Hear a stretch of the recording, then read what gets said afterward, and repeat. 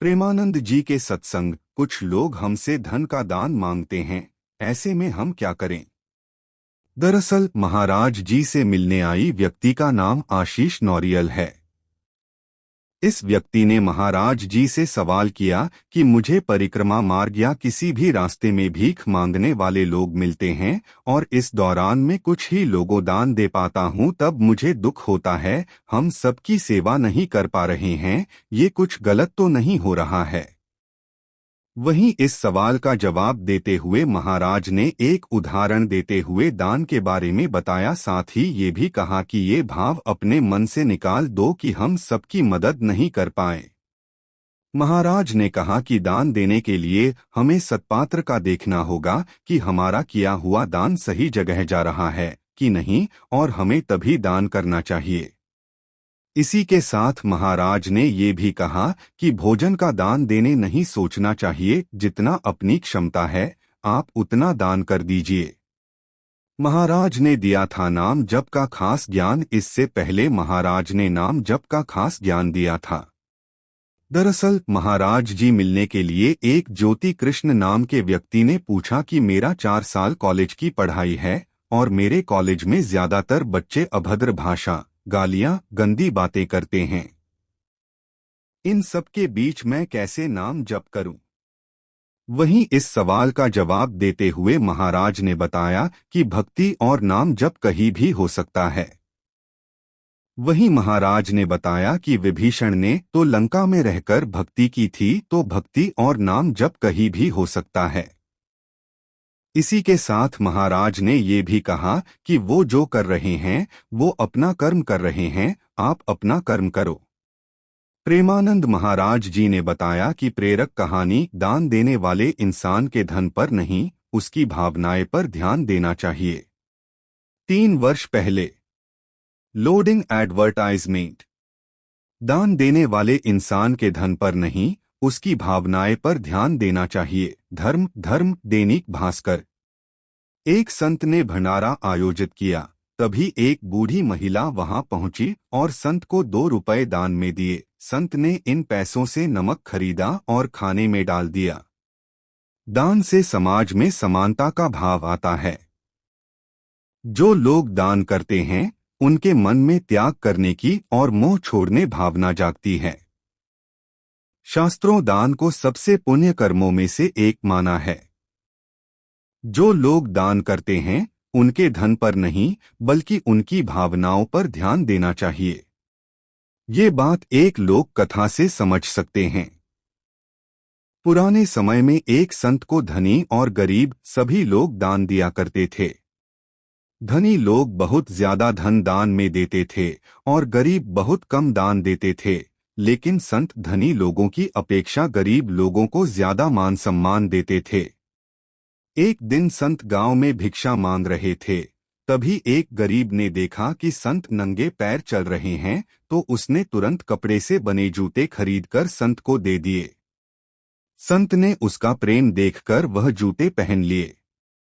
काफी समय बाद उनका एक धनी शिष्य संत के लिए नए जूते लेकर पहुंचा, तो संत ने कहा कि कपड़े के ये जूते मुझे एक गरीब व्यक्ति ने अपनी मेहनत और ईमानदारी की कमाई से खरीद कर दिए हैं।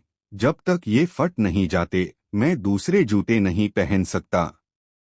एक दिन संत के आश्रम में भंडारे का आयोजन हुआ। दूर दूर से लोग आश्रम में भोजन करने पहुंचे थे। तब संत के कुछ शिष्य एक बूढ़ी गरीब औरत को धक्के मारकर बाहर निकाल रहे थे।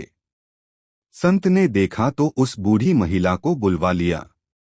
महिला संत के पास पहुंची तो उसने अपने पास से 2 रुपए निकाले और संत के हाथ में रख दिए। उस महिला ने कहा कि मैं भी इस भंडारे में दान देना चाहती थी, लेकिन ये लोग मुझे भगा रहे थे। संत ने उस पैसे से नमक खरीदा और भंडारे के खाने में मिला दिया। संत ने शिष्यों को समझाया कि दान देने वाले के धन पर नहीं, उसकी भावनाओं पर ध्यान देना चाहिए। जो लोग अपनी मेहनत और ईमानदारी से कमाए गए पैसों का दान करते हैं, उसका मूल्य काफी अधिक होता है। इस बूढ़ी महिला के खून पसीने की कमाई हमारे भंडारे में लगेगी तो ये खाना भगवान का प्रसाद बन जाएगा। अक्सर लोग जल्दबाजी में अपने पास पेन रखना भूल जाते हैं। जब उन्हें जरूरत पड़ती है तो वह दूसरों से पेन मांगते हैं। कई बार पेन मांगने के बाद लोग उसे वापस करना भूल जाते हैं, मगर वास्तुशास्त्र के मुताबिक यह गलत है। अगर आपने किसी से पेन लिया है या फिर दिया है तो उसे वापस दें और लें। दरअसल शास्त्रों के अनुसार यमलोक में चित्रगुप्त ही सभी के अच्छे बुरे कर्मों का लेखा जोखा रखते हैं। चित्रगुप्त के पास हर मनुष्य के कर्मों से जुड़ी एक किताब होती है और कलम होता है। वह उस किताब पर कलम से व्यक्ति के हर अच्छे बुरे कर्मों का हिसाब रखते हैं। इसलिए कलम को शास्त्रों में बहुत महत्व दिया जाता है। पंडित जी कहते हैं, आपकी कलम आपके अच्छे बुरे कर्मों का हिसाब रखती है। इसे किसी और को भूल से भी दान न करें। नहीं किसी और की कलम को अपने पास रखें। ऐसा करने से आपके भाग्य में जो भी अच्छा बुरा लिखा है वह किसी और को प्राप्त हो जाता है। वास्तुशास्त्र में झाड़ू को बहुत महत्व दिया गया है। ऐसी मान्यता है कि झाड़ू में धन की देवी लक्ष्मी जी का वास होता है। पंडित जी कहते हैं, वास्तुशास्त्र में झाड़ू से जुड़े कई नियम कायदे बताए गए हैं। इतना ही नहीं, वास्तु के हिसाब से झाड़ू न तो किसी को दान करनी चाहिए न ही किसी को उधार देनी चाहिए। ऐसा करने से देवी लक्ष्मी आपसे रूठ जाती हैं और आपको आर्थिक परेशानियों का सामना करना पड़ सकता है। अगर धन हानि से बचना चाहती हैं तो भूल से भी ऊपर बताई गई वस्तुओं का न तो दान करें और न ही उन्हें उधार दें। वास्तु और धर्म से जुड़ी और भी रोचक बातों को जानने के लिए अगर आप गरीब बच्चों को उनकी शिक्षा के लिए सामग्री या आर्थिक सहायता कर सकते हैं। इससे गरीब बच्चों को भी अच्छी शिक्षा मिल सकेगी। इसके अलावा रोगी या अस्पताल में चिकित्सा सहायता, बीमार लोगों की मदद के लिए चिकित्सा सामग्री या खर्च प्रदान करना भी दान के लिए अच्छा होता है।